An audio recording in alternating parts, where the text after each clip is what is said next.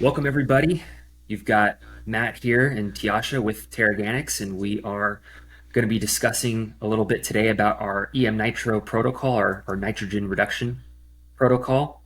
And in this session, we're really going to dive deep and explore how farmers can navigate these uncertain fertilizer prices that we're expecting here in the near future through the upcoming season, and really how you can optimize your nitrogen use and nitrogen management on your farm, and really control those input costs, which we found to be a significant portion of revenue per acre for a lot of farmers, especially a lot of ground crop farmers.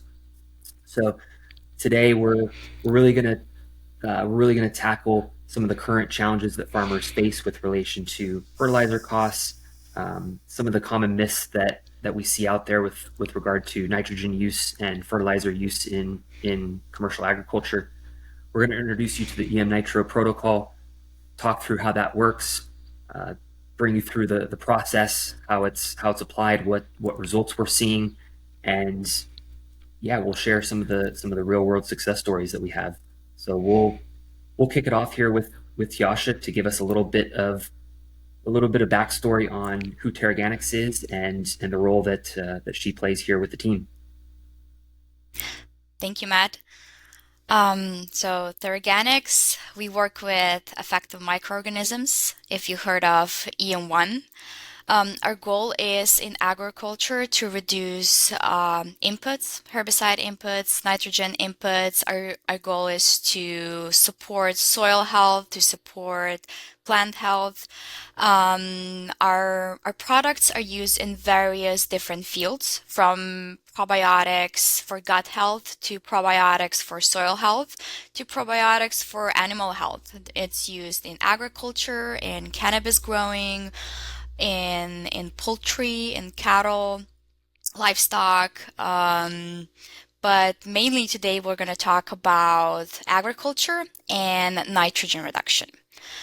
A little bit about my background and how I came to work with microbes. So my journey with agriculture started quite a long time ago with a funny story. I actually started working with camels, raising camels in the Middle East, and my company was producing camel food.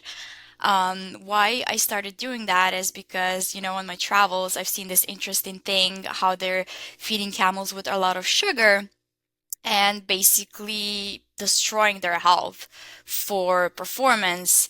And knowing that we can do better, we did create a good food that was healthy for the camels, and it was actually, these camels were still pretty good at performing. And that's where I came across, okay, why don't we stop doing things conventionally and so like medically, and go back to nature, back to things that we know that work. And after that, I started working with EM1 microbes in organic waste, recycling, and that's how I learned how they can actually affect on utilizing fertilizers in agriculture, and came across Teraganix that was a complete alignment with the vision. What I wanted to do is basically help agriculture, make it better, make food better, and make these farmers more profitable.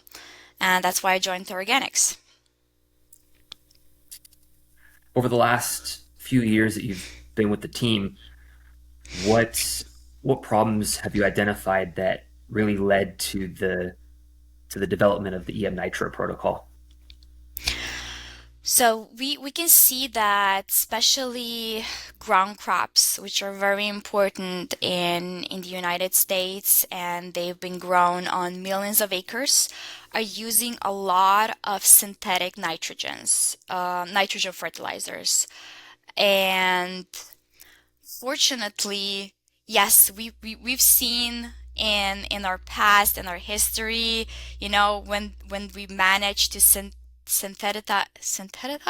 synthet Matt Synthesize, bookmark. synthesize. Okay, try this one.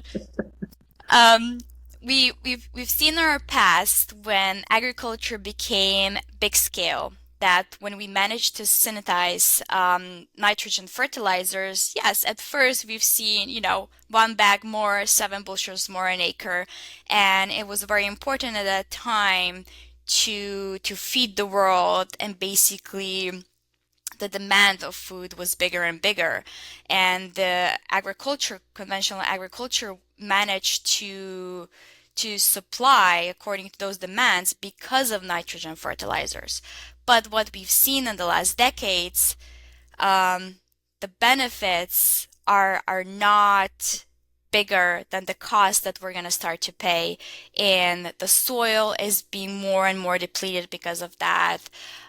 Farmers have big costs of these fertilizers, and the grain cost is pretty low, so conventional farmers have low margins.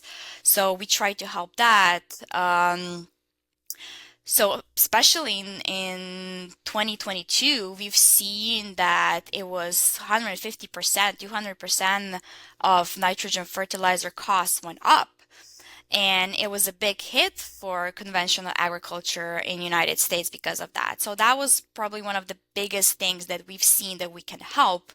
But on the long term, like I said, our soils are getting depleted. Our soils are actually getting sterilized because of the buildup of consequences of using these fertilizers. And an interesting thing that I dive deeper into lately is, we've all been talking a lot about not just the fact that we don't even produce enough anymore, but the fact that our food is not nutritious. So at this point, this is something that's kind of known, right? That the food is not as nutritious as it used to be. Eating an apple, you're not going to get the same amount of vitamins and minerals as you did 20 years ago. So a big reason is actually because our plants, our crops, used to get nitrogen fixated from the atmosphere. Of course, so that we were able to produce more, we used processes to synthesize. God, that one. Synthesize. I will skip that word. Not my word. So we use processes to be able to produce synthetic nitrogens and to be more productive per acre. But the environment, because of that, changed. Plants started absorbing it differently. They didn't release sugar back into the soil, and the microbes that supported the absorption of micronutrients were not working anymore. They were not there anymore. And that's why we have now crops that are gaining biomass, but they're nutrient deficient because they're not absorbing micronutrients back. Seems like a nasty little feedback loop that we're caught in, where that originally applying fertilizers, applying nitrogen helped give that competitive edge, but over the long term, we are now depleting our soil of nutrients. We're depleting it of fertility for future crop cycles, and then furthermore depleting the nutrients that are in the actual food that we're consuming, and causing potential risks to future crops unless we continue to use more and more and more nitrogen inputs, fertilizer inputs that then eat into the profit margin until a farmer gets bled so much that they can't remain profitable. And I mean, I think that's one common story that we're hearing is, a lot of farmers are afraid of potentially losing their farm due to not being able to stay profitable in the next few years. Exactly. So let's start to talk about the microbes and how that plays into the EM Nitro protocol, and ultimately, I know we always say the ideal goal is to cut your nitrogen costs and cut your nitrogen inputs, with instead reliance on a more organic, more natural approach with the microbes being inserted with our protocol. But let's just take a foundational approach to that here with the microbes, and just kind of a compare and contrast with the nitrogen fertilizer and how the microbes play a role. Of course. So effective microorganisms, EM1, we use it as a tool, and then we can deploy different protocols for different outcomes in agriculture. One of those protocols, as you mentioned, we call it EM Nitro, is a nitrogen reduction protocol. So if I take a step back and talk a little bit about nitrogen fertilizers that are majority used in the United States, the most known are urea and basically liquid nitrogen. So what happens with this nitrogen sources is this is not a usable form that's readily available for a plant to absorb it right away. So when we put it down on the soil, when we fertilize, it needs to go through a process. It needs to break down to nitrates and ammonium, which are the two molecules that plants can actually absorb and then use. So in urea form, there's quite a lot of processes that needs to happen for that for that outcome, and unfortunately, it takes quite a while. It can take up to 20 days for it to become available for plants to absorb it, and in that meantime, a lot of the product gets lost. So in general, we know that in conventional agriculture, from 50 to up to 90% of nitrogen product put down on the soil gets lost because a lot of it can gas off.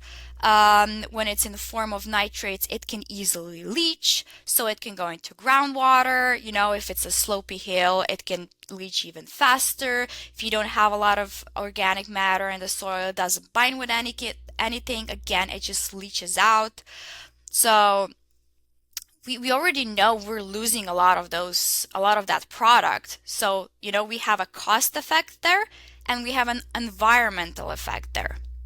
So what EM Nitro does, we take urea, a nitrogen fertilizer source, we mix it with EM1. Those are basically effective microorganisms, probiotics that will break down urea into usable forms, and we do that in a tank. So basically what happens in the soil, the breakdown process, we do it in a environment that's like contained, and we do not lose any of the product while that happens.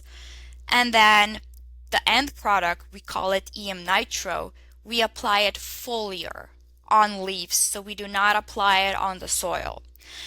And there's another thing that's in this product besides nitrates and ammonium, which are the usable forms of nitrogen. There's also amino acids. So amino acids are very important for this process because they store and transport nitrogen. So what we do is we deliver the vehicle and the fuel to our crops, so the product has minimum loss and it's pretty much completely utilized and used in 2 to 3 days after we apply it. And just a quick side note on the EM1 and the microorganisms. What exactly are in those products essentially? What are the microbes that are being with the urea and with the amino acids to create this effect? There are various different strains of microbes that are playing together, but I would mention yeast, different strains of lactobacillus, and photosynthetic bacteria. And then, so you mentioned, we're essentially replicating that nitrogen life cycle in a controlled environment where, number one goal there is prevent the loss of nitrogen that is happening in conventional farming with fertilizers. Then we are applying it directly via foliar, directly on the leaves. Yes. Then we're saying that the nitrogen uptake is 2 to 3 days, so it happens a lot quicker. Any other reasons to mention that we're applying via foliar rather than in soil? Besides that, this is really cost effective. Like I said, we will not lose the product. And there's also the environmental effect, right? These are not nitrates in the soil that can leach. So it's not gonna gas off. We're not going to have any negative environmental effects. And yes, after we apply this, we plan the season so that we can actually reduce what's applied on the soil first year by 50%. Gotcha. So essentially we're, and it's almost like a little bit of the math there, where if we are applying 100% of fertilizer for a given season and we're losing, say, 70% of it, then we're only retaining 30%. And if we're able to apply half of that 100% and maintain the full amount, we're able to effectively reduce the amount of nitrogen that you're putting via conventional, soil application by 50%. And I would say and qualify that's always our goal year one, is to reduce conventional nitrogen inputs and fertilizer costs by 50%. And how do we see that impacting crop yield or quality of crops during that first year? During the first year, we on average do not see any changes in crop productivity or yield, which is the goal, right? Our goal is not to to make sure that the yield is bigger or higher, whatever. Our goal is input reduction and maintaining the same productivity and making the plants healthier. And on average, that's what we're seeing. We've also seen a little bit change in the nutrient value. So the nutrient value was a little bit bigger. But on average, what we're seeing after harvest is pretty much the same yield. And then looking back, they've spent on ground crops, corn, for example, on average, they spend $50 to $100 less per acre on nitrogen fertilizers, which is quite a lot. When you're farming corn, nitrogen fertilizers are a big part of your costs per acre. And the EM Nitro protocol, is this applicable to all crop types, all soil types?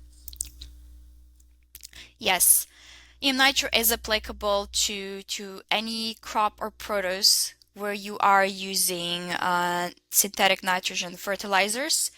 And of course, any type of soil, because we're not applying it on soil, we're applying it directly on a plant.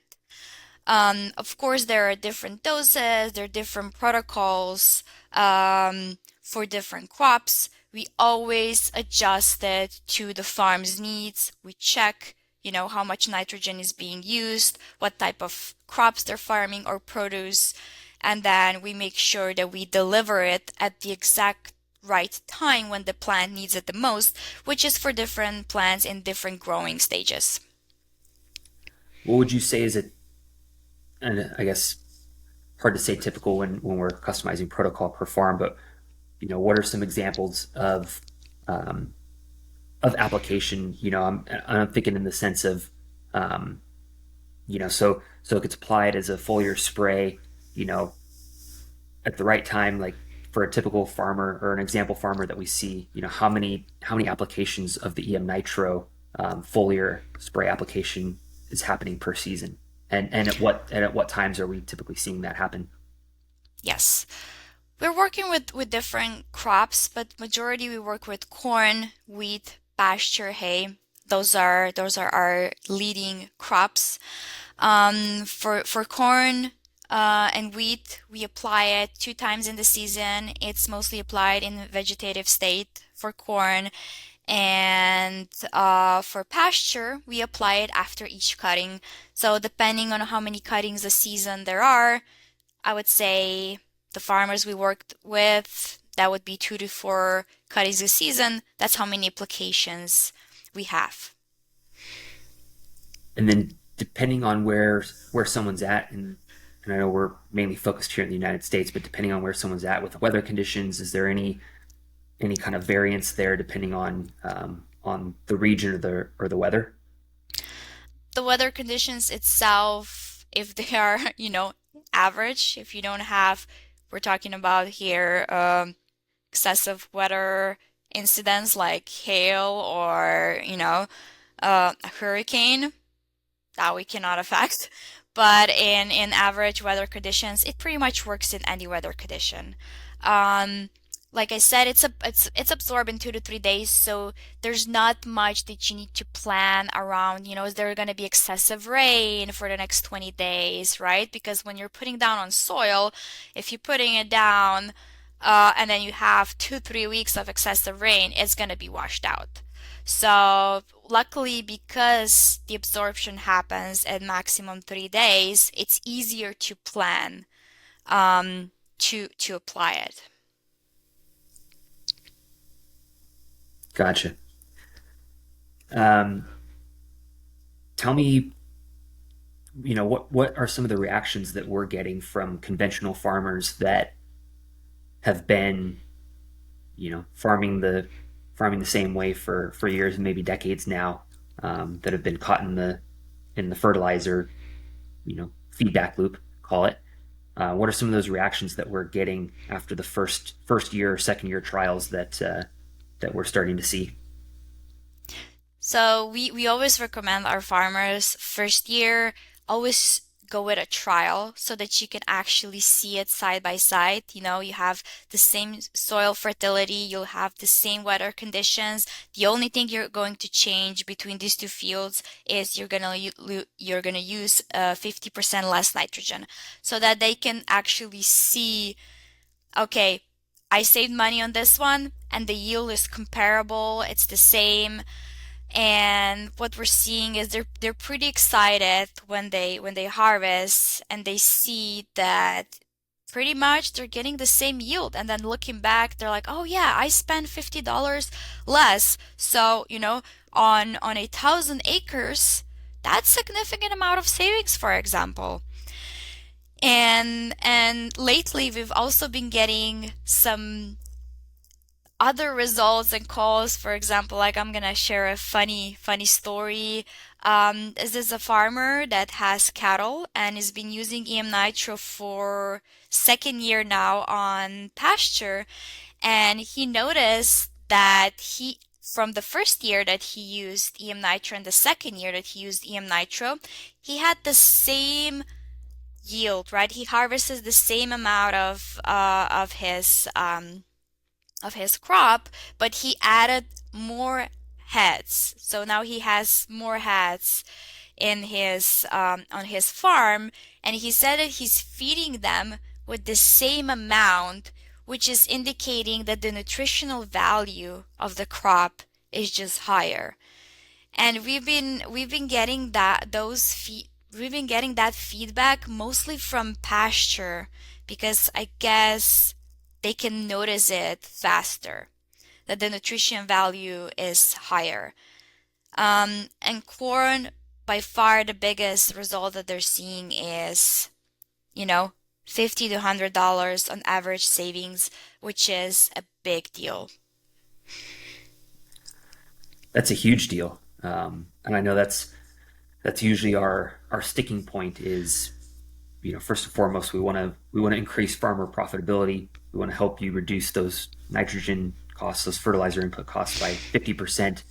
um, just to edify for the cost benefit, if a farmer is switching over to the EM Nitro protocol, what are the costs associated with that? If we're removing 50% of the nitrogen costs, our protocol isn't free. How does that factor in? A protocol for these crops that I've been mentioning over this time we were talking cost approximately $11 an acre in products. So it's not a big cost. The savings pay off the protocol more than once. And there are no initial investments, right? So we always start with trials. We always adjust it to the infrastructure that our farm has. So they don't need to buy any equipment. It's compatible with whatever they're already using. And then, yes, when there are bigger deployments, when farms are, doing many thousands of acres, usually those big farms already have tanks But rarely some go and do an investment of buying a tank so they can ferment bigger amounts of product, and it very quickly pays off the cost of a additional tank and the savings they get in first or second year. That's awesome. That's the goal. So that's our call it our short-term goal of increasing profitability. Um, and I mean, we'd be robbing ourselves if we weren't talking about the long-term impact of this, for overall uh, soil fertility and soil health. Dive into that a little bit for me. Talk to me about how we are seeing this protocol specifically. And again, the dual impact of reducing nitrogen inputs that are kind of nuking the soil, along with introducing effective microorganisms into the mix that you know should be helping revitalize soil health and bringing, or rather, waking up the life that's in the soil. Talk to me a little bit about what we're seeing as far as long term benefits of making this switch. Yes. I mentioned before, right? EM1, effective microorganisms, are a tool for us, and then we have different protocols that we can deploy. We actually have protocols that are helping bring the life and biology in the soil back by just adding our probiotics in the soil. EM Nitro itself is not delivering live microbes. But what it is doing is reducing the synthetic nitrogens, and over time, it will have a greater effect on soil that we can see in the first year or two. So the effect that farmers see in the first year or two of just using nitrogen reduction protocol is they'll see, you know, I'm still having the same yield, or I'm even getting some higher nutritional value.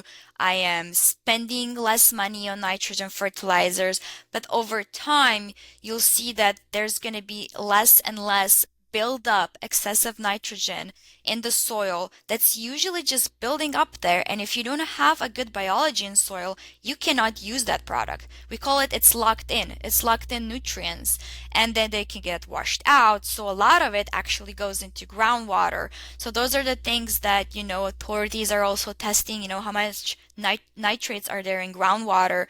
So agriculture can sometimes get penalized because of that, right? And there's so many effects that will happen over the next few years of using less nitrogen. So right now, what we're seeing is we've been using nitrogen fertilizers for decades, and we're seeing that we have less organic matter in the soil, we have less life in the soil, we have less microbes that are helping with absorption of other nutrients in the soil, and it's basically the effect is on the nutritionist value of the crops and produce that we're eating. If for the next decades we can reduce nitrogen and keep the same yield or production so that we can, feed the demand for food that we have, eventually we believe that the food will become more nutritious because we can bring life back, organic, natural organic matter back, biology back, and basically reverse the process that was happening in the soil. We're not going to see that in one season. The effect, like I said, in one season for conventional farmers is they're going to save money, and they're going to see a healthy plants, crops, and they're going to basically maintain yield. But over a decade, we're going to see a lot of changes. Any other success stories over the past few years that come to your mind that you want to share? I have so many names in my head of farmers that I almost talk weekly to them for the past 2 years. We have farmers from different states. Majority are coming from the Midwest or so-called Corn Belt. Um, but yes, I can talk about farmer Tracy I've been working with for a second year now from North Dakota, and seeing his yield being comparable to last year, with a reduction. I think he reduced about 50% of his nitrogen, which I know it was at least $50 an acre for him in savings. And he applied nitrogen, EM Nitro, on a part of field that was already underperforming. So it was already, not the best, the most fertile soil, and he was getting pretty much comparable yield to the rest of the field. I can talk about Arlen from Kansas. Also, I've been working with him for the second year. He's been using it on first on corn, then on winter wheat. We have his trial results from last year, and you can see that where he used EM Nitro, the yield was comparable to the his normal average nitrogen program. But on the parts of the field where he knows that he has a little bit better soil fertility, the EM Nitro was performing even better, and he actually gain some yield there compared to other fields.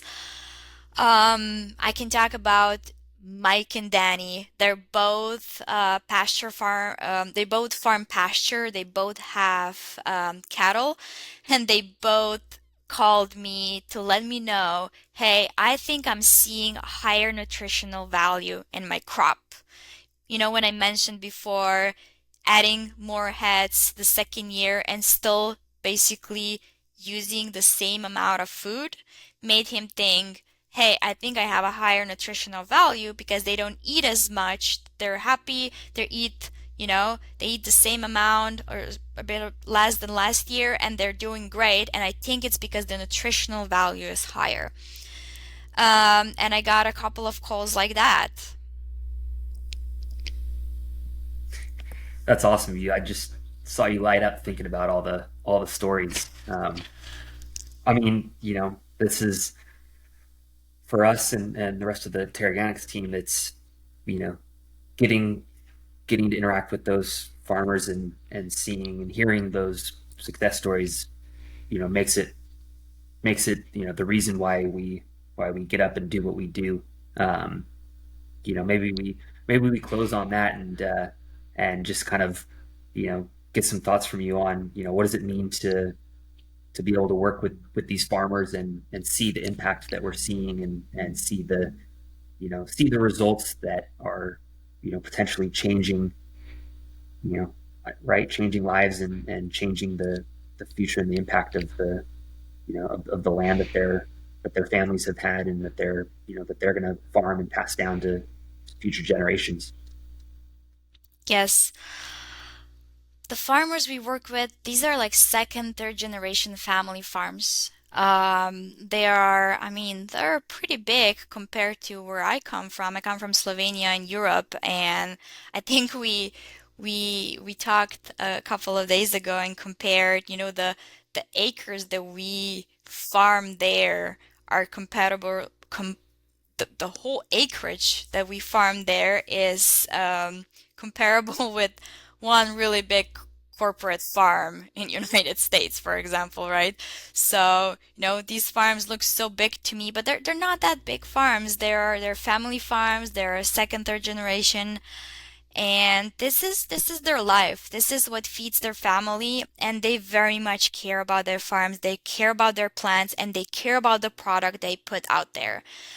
And we talk a lot about that all the chemicals we're putting down in different fields from agriculture to how do we produce food are just not okay. And what I love about what we do is we're helping these farms. They always wanted a solution. It's just this is what it was offered to them. So, they would take whatever is better because they want a better food. They want to have a better farm. They want to have a healthier farm. And I feel like helping them get better results and that it doesn't hurt their bottom line. It doesn't hurt their pockets. It's not just another added product that costs more money, but we're actually saving them money and giving some margin back so that these farms can actually breathe.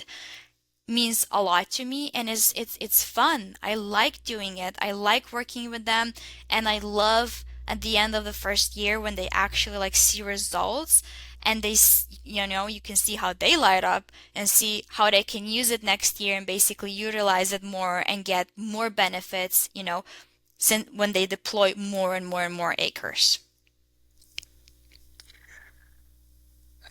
This has been a great discussion. I know we'll have Tjaša's contact info here on the screen as well. If anyone wants to get in touch and learn more about the EM Nitro protocol, if you've got additional questions, we definitely encourage you to touch base and reach out. We can share more testimonials and stories, and probably put you in touch with some of the farmers that have been seeing the results and seeing the impact firsthand. But yeah, it's definitely a definitely an exciting shift in what we're seeing with conventional farming, and overall with what we're seeing on the regenerative agriculture movement. And we're grateful to play a part and have a role in pushing the next generation forward. Tjaša, any final words? Um, Thank you for everyone's attention, and I hope you made it till the end. I hope it was interesting, and if anyone wants to work with us, we have open arms. We're happy to bring anyone into our community, and also we're so grateful to be here on this conference. This community has already brought so much good to us, and we're so happy to bring in more people. Yep, sharing gratitude with everybody today. I love that. Yeah, thank you everybody for your attentiveness, and yeah, we'll end it there.